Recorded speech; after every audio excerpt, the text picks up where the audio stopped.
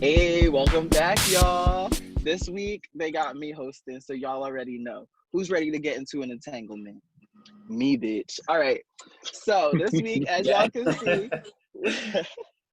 we got Kyle back, and I think that's how we need to start the week.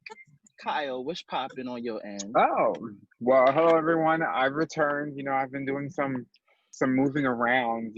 I've been in Texas. I'm now in New Jersey currently. And so, I'll be heading back home soon.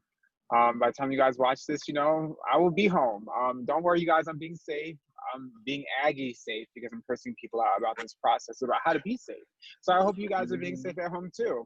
Um, should we start with the topics? Is that how we're starting this? So Yes. what I'm bringing to the table is today is, I know everyone thinks it's going to be about Miss August and Jada, but no, it won't be. It's going to be about Jessie Woo. For those that don't know who Jessie Woo is, she's an Instagram comedian. She's Haitian. She's true to her nation, true to her flag, true to her Zoes. She has some good content, I would say. However, recently she's been in just the pop culture news about her recent comments about Scar from Lion King. She's recently said that Scar from Lion King is a part of the LGBT community, and that Scar was placed out in the outskirts of the Pride Land because that's just how the society viewed gay people at that time. And so people are now giving her some backlash in regards to her opinion about how she perceived the character to be. And so people were like, "Yeah, girl, you're funny, but what? Huh? Like Scooby-Doo, like woo?" And so now people are like, "How do we kind of put this in perspective? What do you guys think?" I don't know what she's talking about. I didn't follow the story. Um, Scar was, I thought, see, when I saw it on Twitter, I thought they were talking about darker, or villains or characters seem to be darker because of the race. Yes, yes. I didn't know about this outskirts of the town, Scar out there saying how you doing and all that other good stuff. I don't know. Uh, he didn't seem that like gay as a character. Not that you can like see him a certain way, but it just, I mean, I don't know. Well, she's saying the development of the character and how he was written into the movie, the film, and how he's portrayed and how he was treated, just because of the norm of the norms and things like that. And so people, like Justice was saying, people were saying, the darker characters are always viewed this way, just to mirror that image of race kind of thing, allegedly. So she took it in her extra step to say that no, not on top of that.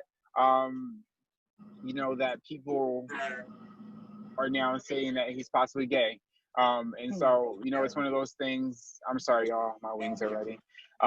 It's one of those things where people are like, "Jesse, what are you talking about, girl? Yeah, he's dark, so maybe he could be something towards race, and this could be an innuendo behind that. But why are you taking this step?" And so she's saying, it's because it's not just he was dark, it's because the characters also get viewed as potentially LGBTQ. And so she was saying something also about Ursula from The Little Mermaid, because she was darker, and, look how she viewed her image, and she appeared butch-like and things like that. And so she was saying that Scar had a little feminine touch. And so, those norms and stereotypes, it brought that all into play kind of thing. What do you, okay, well, because that's random, like, what do you think specifically? Like, is it a good thing that she mentioned it, or is it a bad thing? I think it's a good thing because writers do have innuendos behind things. For example, my connection, so X-Men, for those of you who are into comics, graphics, Marvel, I really thought that X-Men for a long time, represented gay people. For a long time, I thought that, the X gene was the gay gene. I thought, people were trying to figure out how to get rid of the X gene, in X-Men. We don't want to integrate with the mutants and things like that. And so it was them always trying to figure out how to either extinct or get rid of the X gene. And I just felt like the writers were really talking about the LGBT community. That's my opinion. That's just how I felt about it growing up. You get what I'm saying? So that's why I think that when she says it like that, it's a good thing, because some writers do write innuendos in that. But is it important to the children? No. I think when adults have this conversation, it's a bigger biospectrum, because adults weigh in their opinion first about people being gay, first of all. Second of all, it's a children's movie. Hell no, no one would write a children's character to be gay. Oh, absolutely not. That's just not a thought. So it's a lot of controversy around how do you place these images into children's faces without convincing them or turning them or guiding them to something they don't need to be, aka being gay? So yeah, I agree. I think because lately there's a lot of things been coming out about cartoon characters being gay or asexual, like SpongeBob. Right. Well, I guess my opinion on it would be, yeah, I agree. I don't think kids have to learn that these characters are gay, but especially with technology, they're very well aware of things that we didn't know as a kid. I would never think that SpongeBob was gay when I was younger. Like, I would have known that if I grew up. But because of this technology, kids are more aware of it. So there's pros and cons to it. Because I know parents feel like they don't have to learn it. They just want to know, how does that benefit their child? Right. But at the end of the day, certain shows and movies doesn't have a great message, even if they're gay or not. Like, so I don't know. It's just an open conversation with that. But yeah, I don't know. I think we need to get away from like just labeling things as like, oh, this is gay, this is how it's going to be portrayed, this is how it looks. And then with like the whole hatred aspect of like, oh, you can't see that on TV. Like, you don't need to learn about that. You don't know about that. What about the kids that are, you know, going through this within their households, not knowing, wanting to see something like them, how they're feeling? Like, thank God for, I think there was some show on Disney that had, there's like gay parents now, there's gay couples, there's gay kids, stuff like that. It's just like positive representation. It's not like it's such a negative hidden thing. And I think that's something that should be, you know, normalized so people can not feel so outcasted and so weird about it. Like, it's a topic we can talk about. Like, thank God for New Jersey passing that you're going to learn about gay sex and like sex ed now. Like, these are things that people need to be educated on, especially at such a young age, because that's where you come into contact with all these like people getting mysterious objects stuck inside their bodies because they're exploring, not knowing, or not being well educated, and boom. But that's that. I think that anytime that anything revolves around the gay lifestyle or the gay community or children, it's always you're trying to convince them, you're trying to promote this, you're trying to put this onto them. So I think people have that natural reaction of, not my child, they can't watch this shouldn't be in my child's film. So I think that norm is changing because Disney, you know, is starting to do that. Nickelodeon is starting to do, like you guys mentioned. So I think when it comes to the actual Disney Vault films, people are like, don't touch that. But it needs to become a norm, or more of a norm, where children don't necessarily need to see it to believe it, but some child will connect with that because they feel different. You know, we all felt different growing up, knowing that I know that something's off, and not off in a bad way, but it's not this norm from what I've been taught. So how do I figure out what my norm is? You get what I'm saying? And so children will connect with that early on instead of having, you know, those complexities sometimes that some of us experience of trying to find our true self. The only thing that I don't want with this thing is like the people start reaching, because you know how like people are like, oh, let me give them a bone, let me give them a leash. Like, we're gonna start like retracting characters, and people are gonna start taking accountability, which is like all good and dandy, but that doesn't help what we're fighting for. So with the whole gay stuff going on, don't like start pulling characters from the past that were a little, you know, their own person, and then being like, okay, they're a little different, we're just gonna say this one's gay or this one's gay, to like show more representation, but it really wasn't that. Like, sis, you're reaching. You don't need to do that. But that's what I gotta say about it. Now that we're wrapping it up with Disney and people and their perspectives of what character could be potentially gay and why, we're going to pass it over to Justice E. Baskin, the Grand Sir himself of all grandest sirs.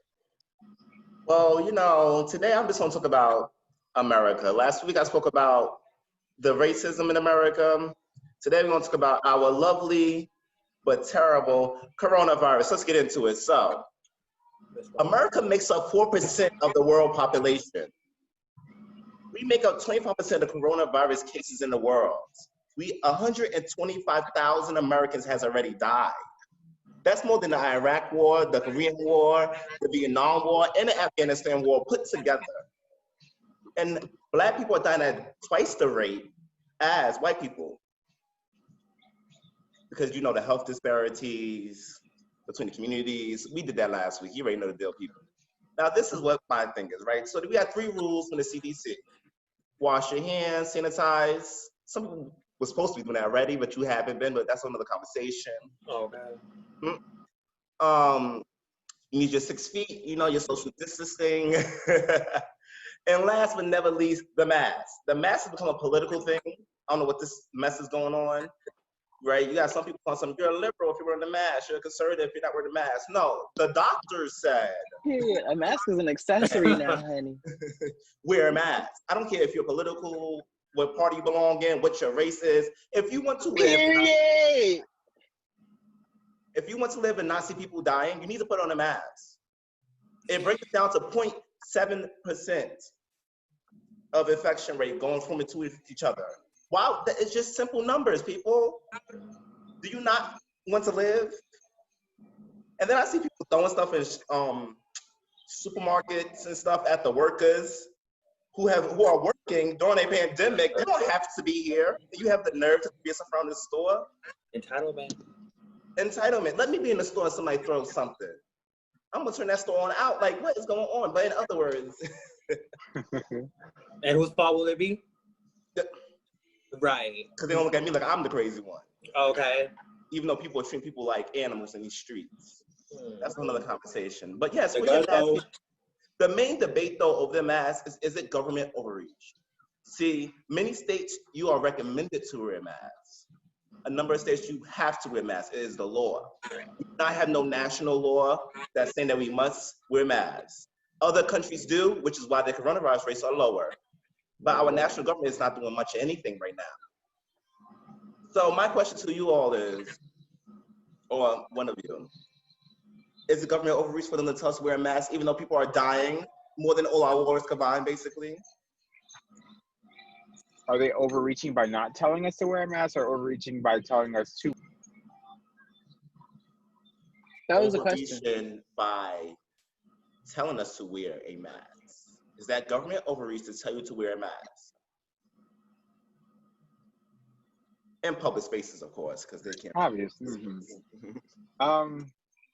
I don't think it's government overreach to wear a mask. I don't think they're overreaching. I think that the government saying that to the country and making and mandating that is the government acknowledging the risks that the American people are at, and that we're putting each other at. I think that's why other countries have put that in place, because they realized that early on. Recently, you know, everyone knows that our current U.S. President, Donald Trump, has openly advocatedly spoken about how he would not wear masks and his beliefs in them. But recently, as of yesterday, he was seen wearing he a has mask. security. And everything. So, you know, it's one of those things where our leader is now on board with the mask wearing after he said no. So how much longer would it actually take our national government to do the same? And so mayors, governors, you know, senators, judges, people at the top, everyone on each level is realizing the importance of masks. It's just taking everyone else around them on each level to understand the importance too. It's not an overreach. It's a safety protocol. Yes, it's not overreach. It's a safety protocol. I love it. But that's enough about me and my shenanigans about politics and life. But no, people, wear your mask and don't die. Thank you. And protect your older people. Because the reason why nobody's seen anyone dying, because people are dying in nursing homes. 50% of the deaths are in nursing homes. So you're not seeing people dying. You're not seeing people dying because they're in hospitals dying. So people were around here saying, this is a theory, this is a myth, it's not real. No, it's because you're not seeing the bodies. The bodies are not. It's not hitting. It doesn't hit home until it's somebody that they know, or somebody that's like they're friends of a friend. Then it's like, oh shit, this is real. Put on your mask, people. And that's on what? Period. Y'all know the vibe. All right, up next, we're about to get into the legendary nonsense. Where's your coffee cup? Mikey, take over, please. Look, and got the coffee cup. Yes. Okay. And speaking of Trump, he lost a supporter, y'all. So earlier this week, Kanye announced. You said you was a supporter. Oh, no. No judgment here, gentlemen. Remember the that. gag is, there is no judgment. I know a few Trump It's just a little bit of gagging. The gag is. He's a Trump supporter. He lost a supporter, and who he lost with, Kanye West, decided to state earlier this week that he announced again that he wants to run for president. However, the 2020 presidential election is coming soon. So if you guys haven't voted, go vote now. Primaries. Okay. So he did this interview with Forbes. So he is speaking more about his campaign, which one decision he made was not supporting Trump. Also, he was talking about his experience with COVID-19. Unfortunately, he was diagnosed with COVID, but he is back in February. So one conversation he brought up to the interview was his strict ideal of pro-life stance.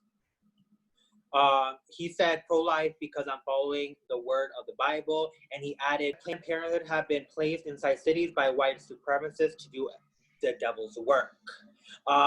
Obviously, Planned Parenthood decided to respond, and Nia Martin Robinson, director of the Black Leadership and Engagement in Planned Parenthood, said, Black women are free to make our own decisions about our bodies and pregnancies, and want to deserve to have access to the best medical care available, as she stated. After he tweeted also, which is now deleted, guys, of a 6-month fetus, and saying that these souls should live. So my question to you guys is, what do you guys think about Kanye's presidential campaign and his views on pro-choice / pro-life? Okay, first of all, when it comes to Kanye, I had to jump in on this one because I don't even there's always so much stuff going on with him. I don't even really tune in half the time because it's headline after headline after headline, and half the time he be telling the truth, not telling the truth, on some bullshit, on some real shit, and I'm I don't have time to keep up. But as far as the pro-life, pro-choice type of situation, when it comes to past a certain trimester, I'm okay, you know what, all right, that's actually it's developed into something. Once it actually has a heartbeat, then it's a person. But at the end of the day, that's you, that's your body, you do what you want. Shit, we've all been there, we've all had our places, mistakes. Luckily I can't get pregnant, so I don't know that problem. So I, if I wake up in the morning and I'm oh shit, he did this, that, and the third, I gotta get rid of it, I'm not ready. I'm all for people becoming parents when they're set financially, mentally, everything. You need to love that child unconditionally. You need to be there for them. It's gonna be a tough route. That's 18 plus years with that individual. Once it comes to that, it's all for pro-choice. Plus, I love Planned Parenthood.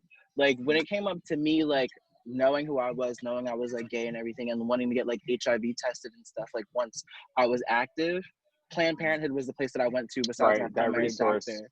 Exactly. So it's they were comfortable with you. They can give you that test every 3 months to let you know that you're good. They know, even when they scan, when they charge your card for things, they put it under something different so it doesn't alarm anybody. They're very in touch with their clients, and they might need to, the discretion is up key importance. So I'm all for Planned Parenthood and pro-choice, and you do you, girl, period. So that's why I think Kanye is allegedly registering underneath the birthday party for his political party that he's going to be running for the presidential election this November. I don't know if we should be laughing at that. I don't know if we should be writing that in November. I don't even know if he even knows that it's the birthday party. But I just don't, Kanye takes his work very serious across the board. Whether he's playing checkers with his kids or he's designing some hoes and some very expensive clothes, he takes his work very, very serious, okay, across the board. Can't take that away from him. Right, and he puts his effort into his work. So, I think he's real serious about this. However, him saying he's no longer a Trump supporter after openly supporting Trump, I don't believe that he's no longer supporting Trump. Correct. Like Keyshawn said, PR shit. I don't believe that he's not supporting Trump. I truly believe that the Black people that do still believe and genuinely support and follow Kanye, I believe this is a gimmick to really divert their vote. You know, just pull those away, you know, because, you know, Biden is picking up. He's moving, you know. Trump's approval is going down, you know. Midterms weren't good for him. Now it's time for re-election for another term. It's not looking good for him now. So I think that this is a gimmick. You know, I would really like to see Kanye take this serious. If he's serious, do it, absolutely. And let's talk about some real shit about what you're going to change for the people in our country. You know, and also about the disparities that have already been ongoing for a long, long time. So it's one of those things where people need to really put into perspective on how serious Kanye is. You know, that's how they say, like, who are you voting for Hillary? Why? Did you just vote for her because she's a woman? You want to be like, people say you got to do your research. You have to do your research. Kanye hasn't even started talking about what he's standing for, let alone just wanting to be a president. And so, you know, in regards to his pro-life choice words, you know, he said what he said, how he felt. I'm not into telling people how they should feel and what they should say. That's his opinion. However, I just hate when people use the Bible. I feel like he was giving two different messages when he says that there are white supremacists going into black neighborhoods, you know, doing the devil's work in the black community. For a black woman to respond and say black women have the right to do with their bodies, absolutely, all period. Women have the right to do whatever they want to their body, period. You know, and there's laws in place to tell them otherwise in certain areas, unfortunately. However, Kanye needs to really sit and understand the resources that they have to offer, and you remove a place like that, you know, probably abortions may not be performed, but also there may be lack of other resources, like Keyshawn was saying. So he has to really see that bigger picture, because running as a president, as a presidential candidate, you need to understand the importance of Planned Parenthood and the pros and cons for the country that it brings into, because a lot of people use that resource. You know what I'm saying? So I just think that Kanye needs to be serious, if not just tell us that he was joking. Nah. No, the gag is he is serious. That's the scary part about the whole thing. He is dead serious. But okay, my thing is, for Kanye, you can't knock him. He has a beautiful mind. Like, he's the type of person, nobody can really truly, I feel like nobody can really truly understand how his mind works, but he is brilliant, and you can't knock that. Kanye is a brilliant person, but when it comes down to like things like that, you really have to divulge and, like, you know, get into like what's really going on. Like, you have to sit down and like it's a lecture back in school, bitch. Like, that shit's ridiculous. So I don't know, but like, he always, just like Masika said, he's on his Kanye shit half the time, so you never really know. That's why I don't even want to dive into his shit. Yeah, after reading the story, mind you, in this interview, it's a Forbes interview, so if you guys haven't read the interview, he touched every topics that relates to what do you think about financial situation in America, our relationship with China, A, B, C, and D. And obviously one of the topics was about abortion, which personally, I agree with both of you guys. Like, it's a woman's choice. Like Nia said, she said, any insinuation that abortion is black genocide is offensive and infantilizing. The real threat to black communities' safety, health, and lives stems from lack of access to quality, affordable health care, police violence, and the criminalization of reproductive health care by anti-abortion opposition. So honestly, I agree with her also. Every time people bring up about pro-life or pro-choice, I always say, I'm not a woman. That's not my body. I don't, as a gay person myself, I always said, what does that have to do with me? I will never see, I'm not being an asshole here, but I don't care about who you are. Now, if you do believe that you're not financially prepared for a child, go ahead. But I always tell females, that just remember that this kid in 18 years from now, 20 years from now, life will change. So you never know. If you want to lose a baby because of your financial, what you're dealing with personally, go ahead by all means. But just mind you that life will always get better, and you know, life will always get better. But as far as it's residential, I don't know if I can take it seriously too, because it's Kanye. Well, everybody, there goes my little gag of the week. So we'll transition to Mr. Keyshawn with a little fedora. and see what he bringing up today.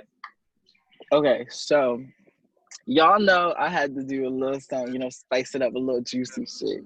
Okay, so kind of what we touched on, I think, in the first video, because, we have so many FaceTimes and shit, behind the scenes. I never know what makes it out there, what doesn't, what not. So today, what I wanted to talk about was just like, DL, trade, confused people, just like sexuality as a broad thing. I know everybody got their own experiences and shit to tap into. But let me just give a disclaimer real quick before I have y'all, give y'all opinions. So basically, my whole take on this thing is that sexuality is a spectrum.